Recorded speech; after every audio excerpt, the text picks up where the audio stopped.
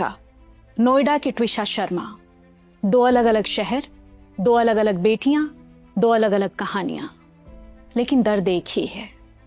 एक बेटी ने अपने घर फोन कर कहा, ये लोग मुझे मारते हैं, दहेज में गाड़ी और पैसे मांगते हैं।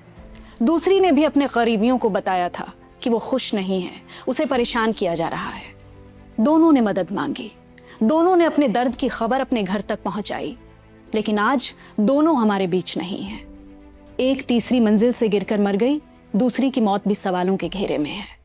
और अब सवाल सिर्फ ये नहीं है कि इन दोनों के साथ क्या हुआ, सवाल ये है कि जब बेटियां जीते जी मदद के लिए पुकारती हैं तो हम उन्हें क्यों समझा देते हैं कि सब ठीक हो जाएगा, थोड़ा और सह लो।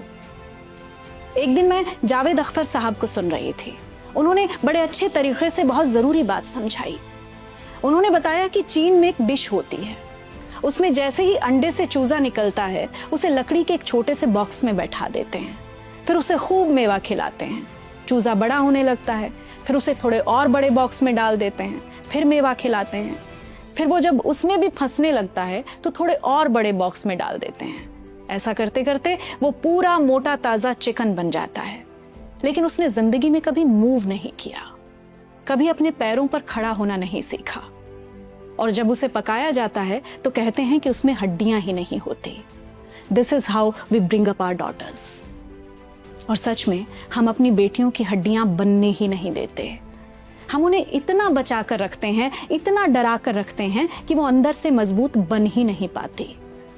हम उन्हें सिखाते हैं घर बचाना, चुप रहना, सहन करना, समझौता करना, लेकिन ये नहीं सिखाते कि अगर कोई हाथ उठाए तो उस घर से बाहर कैसे निकलना है। हम दहेज में गाड़ी दे देते हैं, लेकिन बेटी को अकेले सड़क पर निकलने का कॉन्फिडेंस नहीं देते।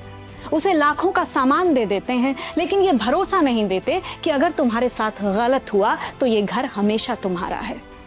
और फिर एक दिन किसी बेटी के साथ हुई बर्बरता किसी अखबार की 2 लाइन में, किसी चैनल की ब्रेकिंग न्यूज में कुछ समय के लिए सिमट कर रह जाती है।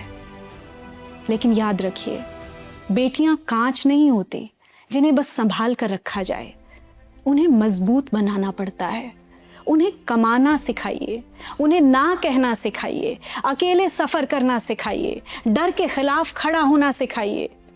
दहेज मत दीजिए, रीढ़ दीजिए, हिम्मत दीजिए, हड्डियां बनने दीजिए, क्योंकि टूटी हुई शादी से ज्यादा खतरनाक आपकी